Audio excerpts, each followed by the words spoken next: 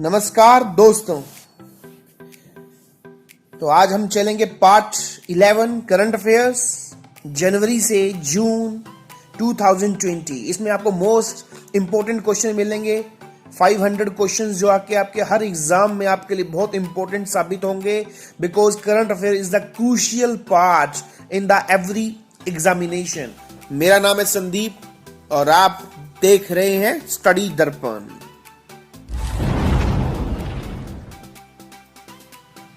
हाँ जी, हमारा आज का फर्स्ट क्वेश्चन, और अकॉर्डिंग टू सीक्वेंस की बात की जाए तो 291 क्वेश्चन। हाल ही में कौन अंतरराष्ट्रीय क्रिकेट के तीनों फॉर्मेट में सेंचुरी जड़ने वाली पहली महिला क्रिकेटर बनी है? तो आपके यहां पर ऑप्शन है Meg Lanning Australia, Harmanpreet Kaur India, Heather Knight England, और हमारा लास्ट जो ऑप्शन है मैडी ग्रीन न्यूजीलैंड।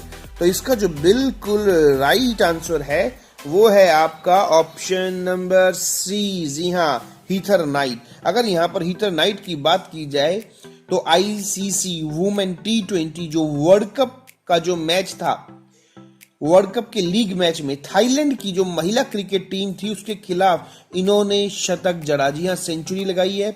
और उसके साथ साथ जो हीथर नाइट है वो तीनों format test, one day and T20 में सेंचुरी लगाने वाली वर्ल्ड की फर्स्ट फीमेल क्रिकेटर बन गई है। तो यहाँ पर इन्होंने बहुत बड़ा इंटरनेशनल क्रिकेट में इतिहास रचा है। अब हम चलते हैं अपने नेक्स्ट क्वेश्चन की ओर। जो हमारा सेकंड क्वेश्चन है वो ये कि हाल ही में फेमस जो पर्सनैलिटी व्यक्तित्व था, कौन, होस्नी मुबारक, उनकी डेथ हो गई। वो किस देश के पहले राष्ट्रपति रह चुके हैं? तो जी हाँ, होस्नी मुबारक। तो इसका बिल्कुल जो राइट आंसर है वो है option A, Egypt. Egypt is the right answer. Next question है, Recently, according to the report released, हाल ही में जारी रिपोर्ट के अनुसार विश्व के सबसे प्रदूषित देशों की सूची में इंडिया को कौन सा स्थान मिला है? जी हाँ, इसमें इंडिया को स्थान मिला है जितने पांडु थे, it's means 5। Option B is the right answer. तो ये है, जैसे कि आप सबको पता होगा कि यहाँ पर सबसे पोल्यूटेड जो कंट्रियों की बात की जाए तो उसमें सबसे पोल्यूटेड कंट्री कौन सी है? तो सबसे पोल्यूटेड कंट्री हो और सिटी की बात हो तो यहाँ पर चाइना का ही नंबर आएगा। तो 200 शहरों के ऊपर ये सर्वे जो किया गया था, इसमें 90% जो सिटीज है वो 2 कंट्रियों के ही हैं, जिसमें सबसे ज्यादा पॉपुलेशन है चाइना एंड इंडिया। बाकी शहर आपको कहाँ मिलेंगे? ज्यादातर पाकिस्तान, इंडोनेशिया में। तो इसमें इंडिया का जो प्लेस है वो 5वां है, जबकि चाइना का जो प्लेस आया है वो 11वें नंबर पर आया है। तो ये है बहुत बड़ी बात। तो यहाँ पर अगर हम बात करें, बांग्लादेश जो है वो 2.5 प्रदूषण में सबसे आगे प्रभावित है। It's means Bangladesh is the number 1 country pollution के मामले में। नेक्स्ट 294 क्वेश्चन है, हाल ही में भारत का नेक्स्ट जो केंद्रीय सतर्कता आयुक्त, जिसे हम CVC बोलते हैं, वो कौन नियुक्त किया गया है? तो इसका सिंपल सा answer option D, Sanjay Kothari. Sanjay Kothari is the right answer. 295 question पे चलते हैं हम। India has recently signed a $3 billion defence agreement with which country? किस देश के साथ इसने $3 बिलियन का रक्षा समझौते पर हस्ताक्षर किए हैं? तो इसमें आएगा USA। Option A is the right answer. 296 recently famous personality, जो ये क्वेश्चन है ये बहुत ही इंपॉर्टेंट है। जो कैथरीन जॉनसन है उनकी डेथ हो गई। अगर वो बात बोलूं, जो कैथरीन जॉनसन थी उनका पेशा क्या था, यानी कि वो क्या थे, मैथमेटिशियन, सिंगर या एक्ट्रेस या फॉर्मर PM? तो इसका जो बिल्कुल राइट आंसर आएगा वो आएगा mathematician. It means option A is the right answer. तो यहां पर बात की जाए कैथरीन जॉनसन की, वो नासा की फेमस मैथमेटिशियंस थी और इनकी जो है एज थी वो 101 ईयर्स, मतलब 101 साल की एज में इनकी डेथ हुई है। ये बहुत बड़ी बात है। Katherine Johnson American space agency NASA के कंप्यूटर पूल का एक प्रमुख पार्ट थी। इस पूल की गणितज्ञों के एक समूह के रूप में जाना जाता था। नासा का यह कंप्यूटर पूल प्रत्येक अभियान के लिए डाटा जारी करता था। तो मतलब इनका मेन काम इस मिशन के लिए जो की रूपरेखा ड्राफ्टिंग थी वो तैयार करना था, और ये बहुत बड़ी मैथमेटिशियंस थी। इसी के साथ मैं आपको इंडिया की भी फर्स्ट सबसे बड़ी फेमस मैथमेटिशियन बता देना चाहता हूं, जिनका नाम था शकुंतला देवी। जी हाँ, जितनी जल्दी वो मल्टीप्लिकेशन करती थी उतनी जल्दी आपको कंप्यूटर भी नहीं मिलेगा, और सिर्फ वो 1 डिजिट 2 डिजिट 3 डिजिट में ना होकर 20 30 40 डिजिट में भी मल्टीप्लिकेशन कर देती थी कुछ सेकंड में। तो देख सकते हो आप, आर्यभट्ट का जो हमारा आर्यभट्ट वाला जो हमारी कंट्री है उसके अंदर आपको इतने बड़े बड़े मैथमेटिशियन भी मिलेंगे, और उनके ऊपर मूवी भी आ रही है अमेजन प्राइम पे, तो जरूर देखिएगा। एनीवे चलते हैं हम अपने नेक्स्ट क्वेश्चन की ओर। नेक्स्ट क्वेश्चन है, which state government has recently launch Jagannath वसाठी देवना स्कीम फॉर कॉलेज स्टूडेंट्स। तो यहां पर बात की जाए तो आपको जो नाम लगेगा मराठी टाइप का लगेगा, बट परंतु लेकिन किंतु Maharashtra is not right answer. इसका जो आंसर आएगा वो आएगा option C, Andhra Pradesh. Andhra Pradesh is the right answer. ये जो स्कीम है ये कॉलेज स्टूडेंट्स के लिए है, जो उनके लिए बहुत ज्यादा उनकी पढ़ाई में भी काम आएगी, इकोनॉमिकली भी वो इससे बहुत ज्यादा फायदा उठाएंगे। तो 298 questions. Recently a new species of snail, यहां पर बात की जाए तो हाल ही में घोंगे की नई प्रजाति खोजी गई है, जिसका नाम निम्न में से किसके नाम पर रखा गया है? तो इसका नाम रखा गया है ऑप्शन बी, ग्रेटा थुनबर्ग। जैसे कि आप सबको पता होगा ग्रेटा थुनबर्ग कौन है, ये बहुत ही फेमस ग्रेटा थुनबर्ग। वैज्ञानिकों ने जो ये ग्रेटा थुनबर्ग का नाम दिया है, ये पर्यावरण कार्यकर्ता है ग्रेटा थुनबर्ग, उनके सम्मान में दिया गया है, और ये स्वीडन की हैं। जलवायु परिवर्तन के प्रति जागरूकता फैलाने में ग्रेटा के प्रयासों के लिए जो उनके एफर्ट्स उन्होंने इतने लगाए, दैट्स व्हाई साइंटिस्टों ने इस स्नेल का नाम रखा। अब इस स्नेल की खास बात क्या है, इसका मेन फीचर क्या है? ये जो प्रजाति है स्नेल की, ये तापमान संवेदनशील प्रजातियों के परिवार का हिस्सा है।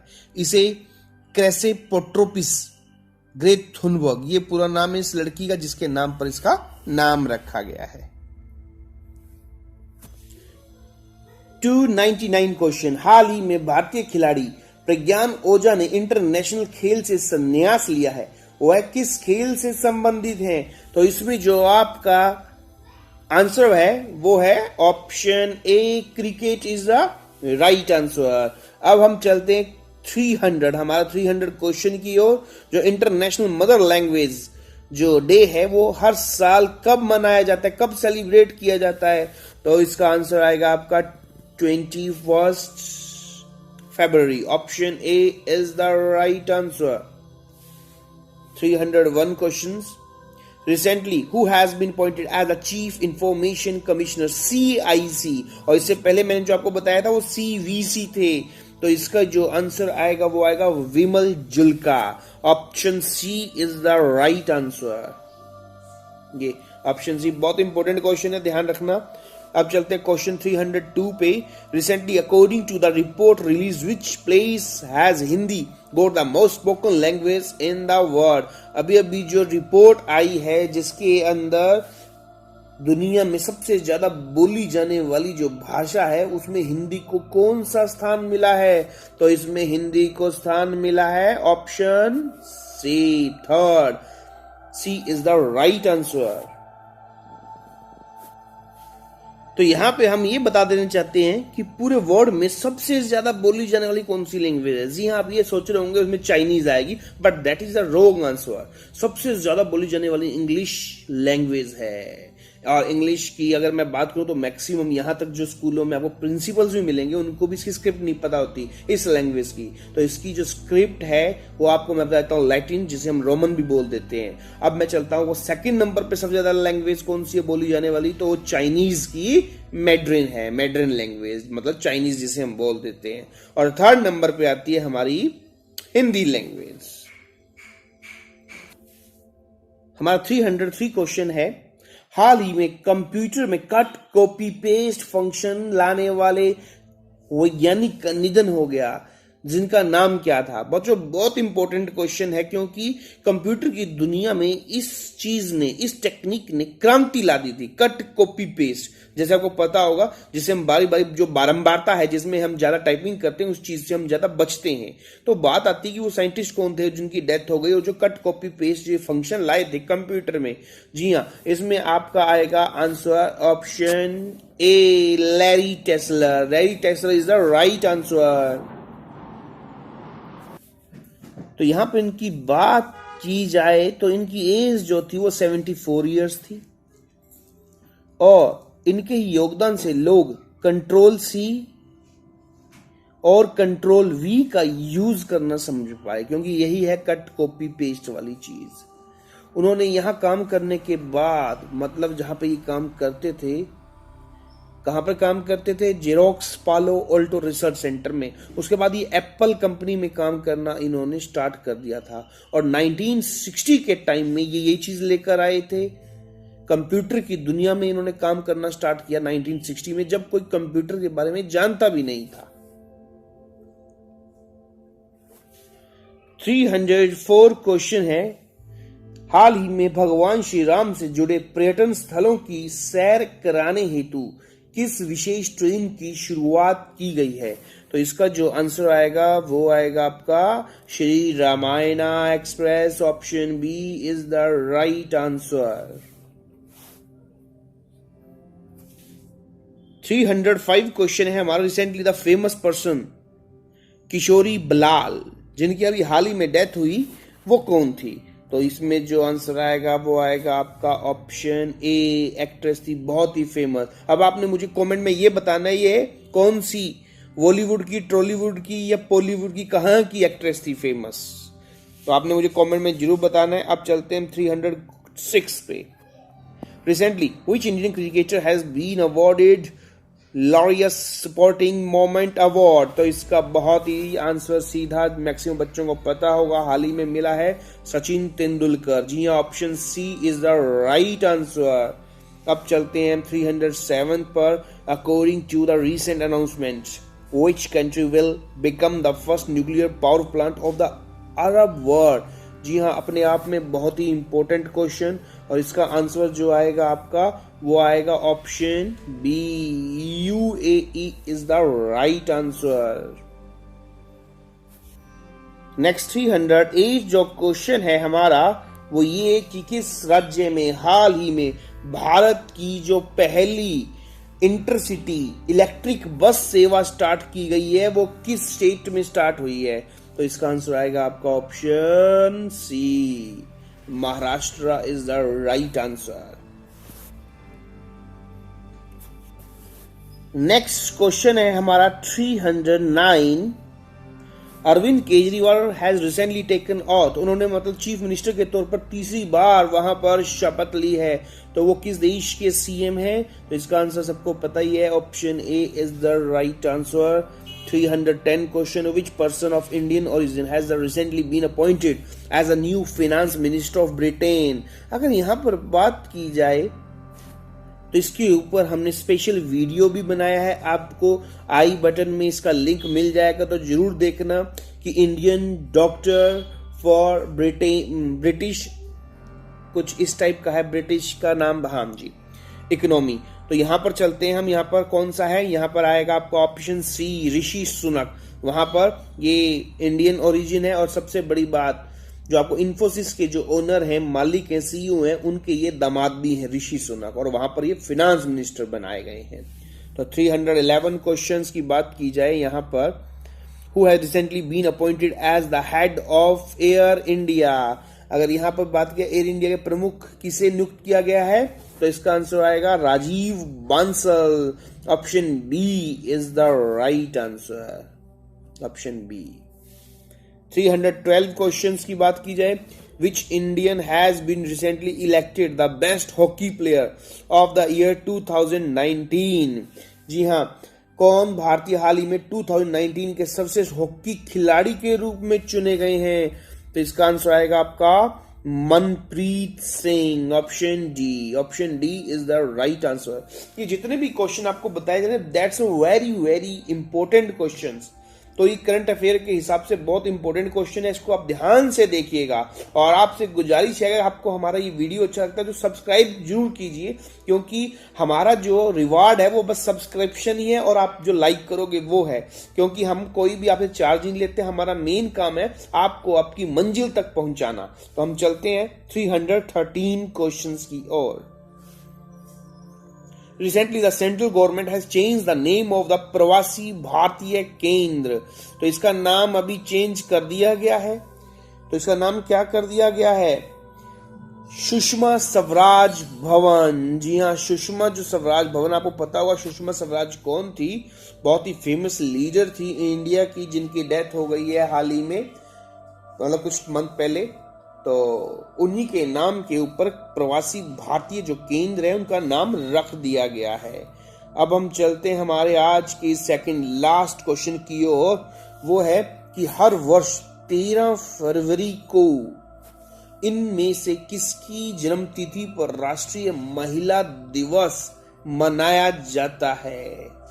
तो ये है 13 फेब को किसका मनाया जाता है? तो इसका आंसर आएगा आपका ऑप्शन ए, सरोजिनी नायडू। सरोजिनी नायडू बहुत ही फेमस हमारे लीडर रह चुके हैं, जिनका बहुत बड़ा हाथ था आजादी की बात भी की जाए। अब चलते हैं हम 315 क्वेश्चंस में। World radio day is celebrated every year. ये हर साल कब मनाया जाता है? तो इस क्वेश्चंस की यहाँ पर बात की जाए, क्योंकि रेडियो अपने आप में एक रिवोल्यूशनरी था जब ये स्टार्ट हुआ, लेकिन हाँ जब टेलीविजन आया तो रेडियो खा गया टेलीविजन। तो इसका जो आंसर आएगा वो आएगा आपको option A, 13 February. 13 February is the right answer. अगर यहाँ पर 13 फरवरी की बात की जाए तो इसका जो मेन थीम था इस बार का वर्ल्ड रेडियो डे, जो हमने 13 फरवरी को सेलिब्रेट किया था, थीम था रेडियो एंड डाइवर्सिटी। जी हाँ, तो ये बहुत इंपॉर्टेंट था। 13 फरवरी को यूएन ने रेडियो की स्पेशल वर्षगांठ भी सेलिब्रेट की, और इसी दिन साल 1946 में पहली बार ये सेलिब्रेट किया गया था। और संयुक्त राष्ट्र महासभा इट्स मीन असेंबली के 67 सेशन में 13 फरवरी को वर्ल्ड रेडियो डे के रूप में घोषित करने के लिए एक संकल्प अपनाया गया। इस प्रकार 13 फरवरी को प्रत्येक साल हम वर्ल्ड रेडियो डे सेलिब्रेट करते हैं। तो ये था आज का हमारा पार्ट 11। आपको ये वीडियो कैसा लगा प्लीज कमेंट कीजिए। मेरा नाम था संदीप और आप देख रहे थे स्टडी दर्पण। मिलते हैं अपने नेक्स्ट वीडियो में।